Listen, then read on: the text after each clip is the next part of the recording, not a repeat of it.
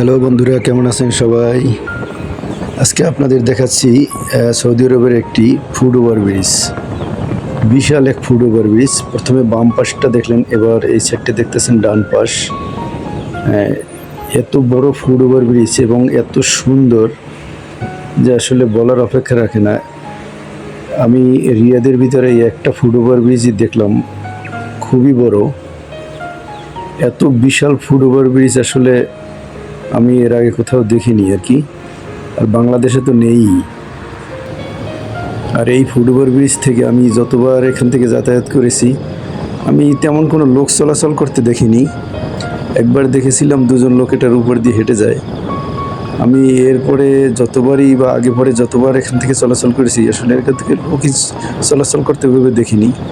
খুবই কম লোক আসলে পায়ে হাঁটে, তো এজন্যই আর কি।